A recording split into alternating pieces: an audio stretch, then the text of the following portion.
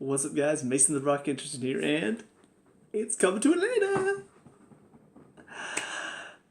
So let's talk about this game because, in all honesty, it is a little bit of a difficult game to talk about, mainly because, well, we didn't exactly come to play like we normally do. It was very much we're gonna sit back, we're gonna weather the storm. If we have a chance to go forward, we'll take a couple chances here and there, but overall, we're not going to go forward that much.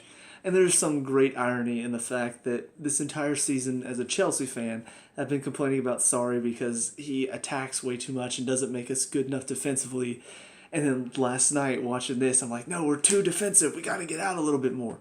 I don't know. There's just something ironic about that. But in all honesty, I know the game plan was just to ride it out, to pack it in, send the ball out, don't let them get near the box.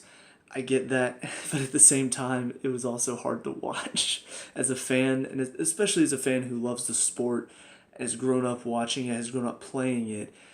To watch the amount of times that there were wasted opportunities, whether there was a simple pass there, that we could have easily broken out with, or to watch one guy take the ball up top and nobody else is getting up to help him because they're sitting back waiting for the next attack.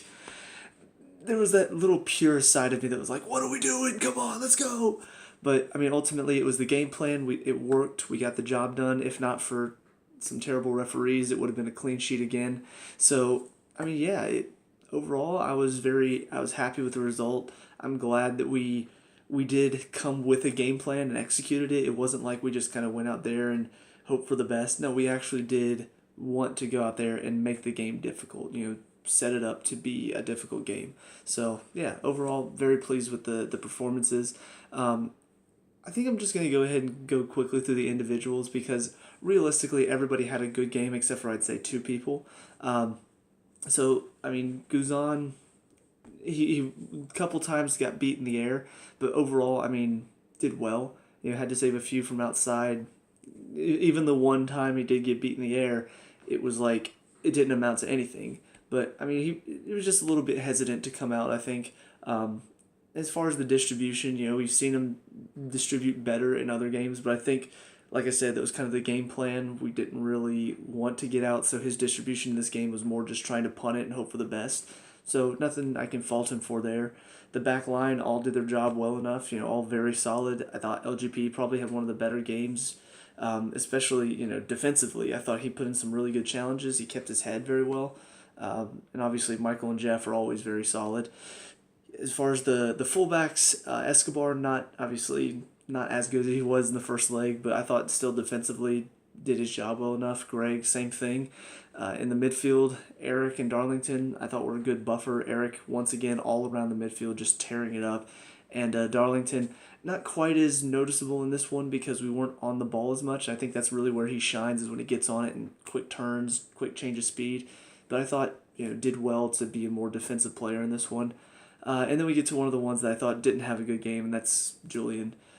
We already know he's not a midfielder. We already know that's not his position. But these past two games really show he does not have the speed to keep up with some of these players in the midfield. When it was NYC and he was having to keep up with, I don't remember the guy's name that was playing their defensive mid. But it was somebody who wasn't really that fast. He did okay in that game.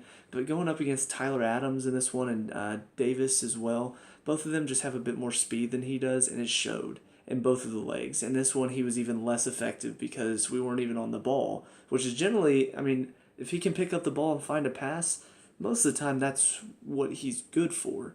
But without time on the ball, without being able to really possess it and having to do more defensive side of things, he's just not as effective, and it really showed. He was not an effective player last night. Because yes, I'm doing this the morning after.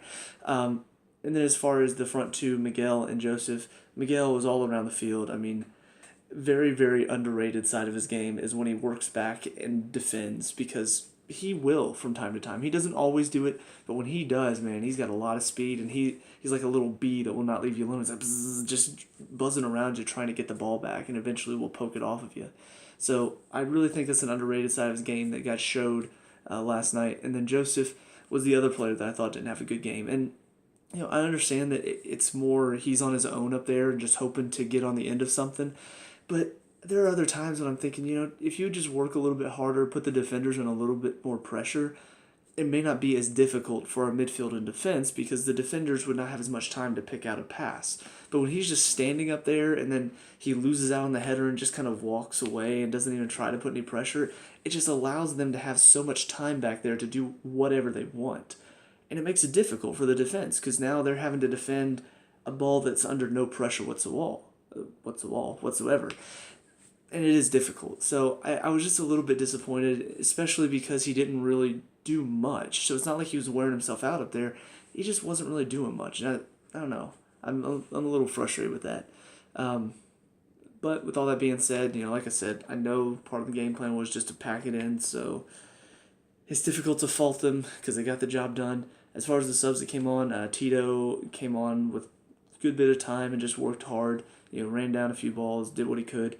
Ezekiel came on with hardly any time at all, and then Miles was like a last-minute sub, so not much I can say for those. But the one big point that I wanted to talk about was the referee, just because, once again, it's kind of frustrating that the center ref in a major game like this missed so much. I did talk about in the first leg how, you look at all of the yellow card challenges that were not given yellows, and this one, it was even worse.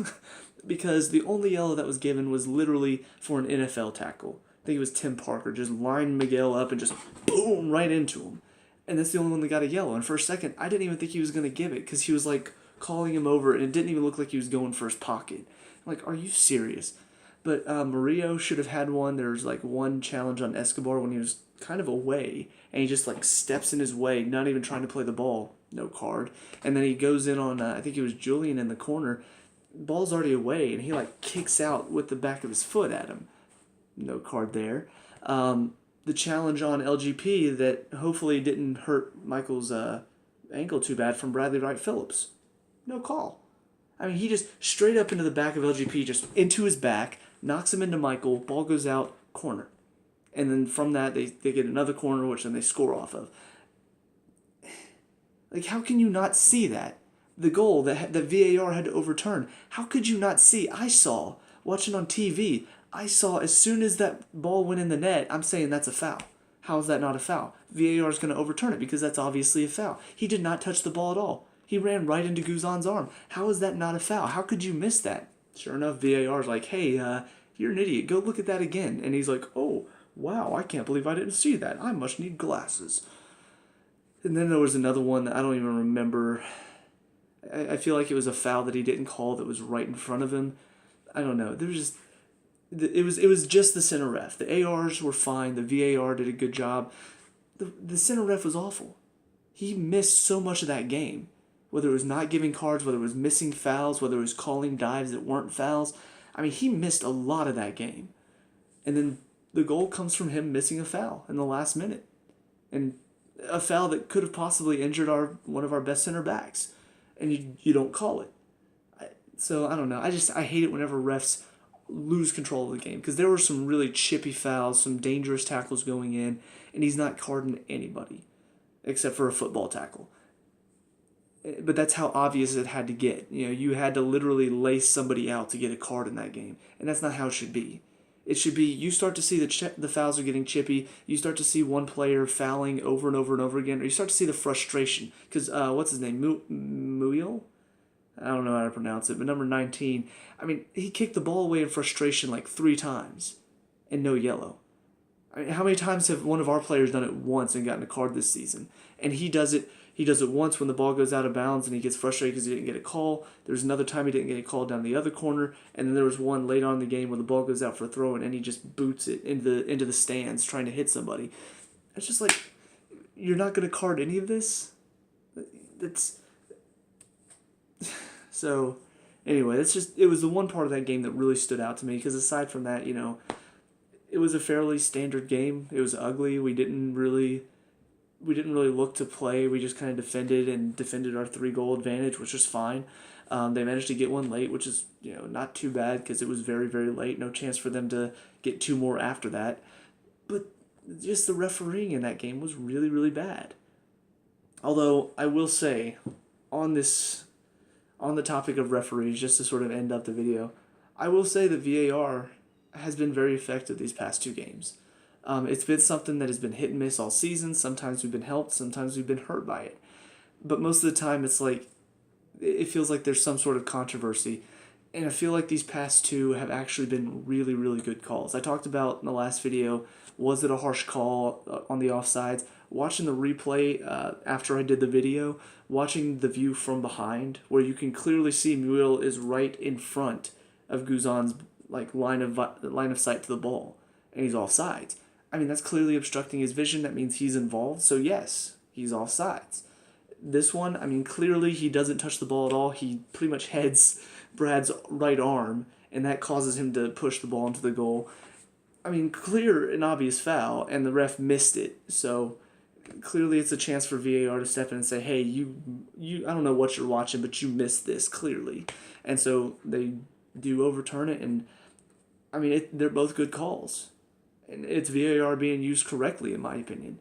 I don't know why the referee missed the foul and Guzan, but if that's one where if they both go up for it, and under that challenge, Brad like drops the ball or something, like he goes down too easily, and the ref sees it, and he says no foul. And then after that, they poke the ball in. VAR shouldn't be able to step in and say, okay, you got to look at that again, because he saw it. He saw the challenge. He saw both of them coming together, and he decided that wasn't a foul. Play on. But because it was such a clear and obvious foul that you feel like the ref just must not have seen it, VAR can then step in and say, okay, you missed something, you need to watch that again.